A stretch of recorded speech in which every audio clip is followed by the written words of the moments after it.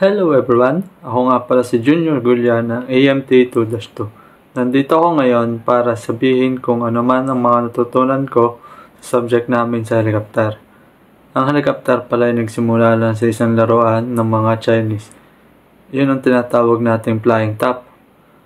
Hanggang sa madami na ang gumawa para ma-improve ito sa kasalukuyang ginagamit nating helicopter ngayon. Dito, natutunan ko din ang iba't ibang uri ng control nito, tulad ng cyclic stick, anti-torque pedal, collective lever, saka ang throttle. Cyclic stick, ito ang ginagamit para makontrol ang helicopter kung saan ito haharap, kung sa kaliwa o sa kanan. Anti-torque pedal, ito naman ay ginagamit para makontrol para pumunta ang helicopter kung saan nakaharap ang nose nito. Collective lever, ito naman po ay ginagamit para mag-lift ang ating helicopter vertically. Throttle, ito naman po ay ginagamit para makontrol ang engine power or ang tinatawag nating RPM. Dito din po ay natutunan ko ang iba't ibang uri ng mga rotor tulad ng main rotor. Ito ay may iba't ibang uri din tulad ng rigid rotor system, semi-rigid at fully articulate system. Rigid rotor system, ito po ay for feathering movement. May mga parts ito tulad ng mass, hub, rotor blades. Meron din tong elastomeric bearing na sumasalo sa mga movement ng rotor blade. Semi-rigid, ito po ay meron ng feathering at flapping movement.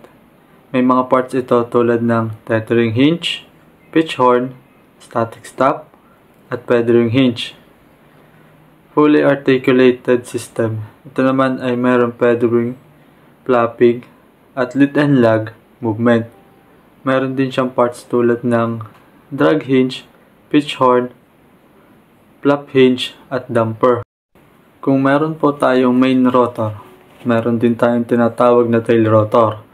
At meron po itong tatlong uri tulad ng traditional tail rotor, penestron, at notar.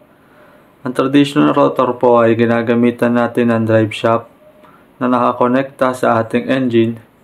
Siya din po yung tail rotor na naka-expose na makikita natin sa common ng mga helicopter. Meron din po siyang mga part tulad ng tail rotor drive shaft at ito po ay hati-hati at sa bawat pagitan po nito ay may mga bearing na tinatawag nating hanger bearing.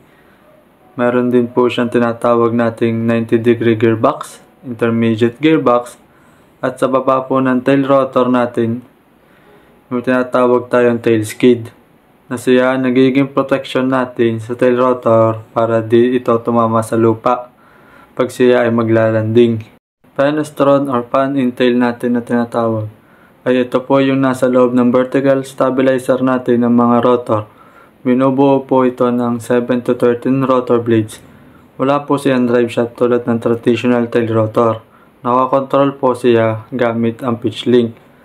Ang advantages po niya sa traditional tail rotor ay di po prone natatama sa ground ang kanyang tail rotor. Notar naman po, nalalaman na din po natin dahil sa pangalan niya. Siya po ang helicopter na walang tail rotor. Ang meron po sa kanya ay rotating nozzle or parang exhaust na lumalabas na hangin, low pressure, high pressure of air. Meron din po siyang sets of turbines. At ang huli ko naman pong natutunan ay mga parts at components ng isang helicopter.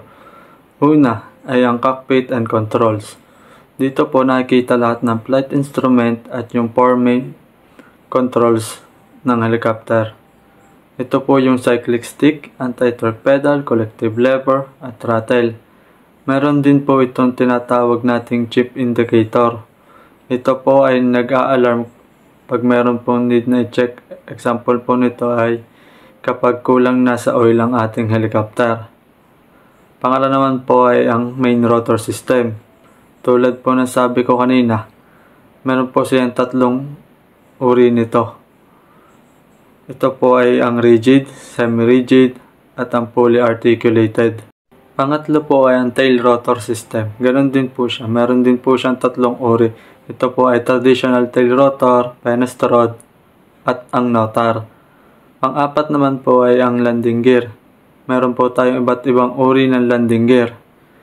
Ito po ay ang skid type, wheel type, floats, retractable landing gear. Skid type. Ito po ay makikita natin sa mga simpleng helicopter.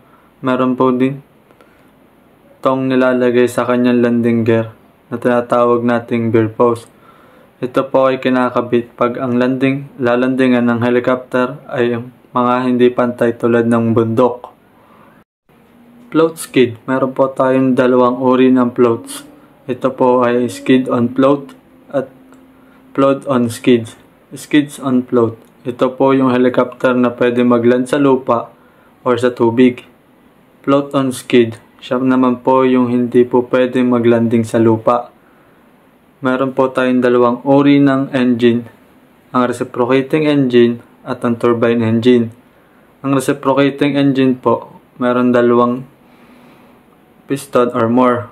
Ang turbine engine po ay pressurized air and fuel mixture ang ginagamit. Ang turbine engine po ay mas malakas at mas magaan kaysa sa reciprocating engine. Yun lang naman po at maraming salamat. God bless everyone.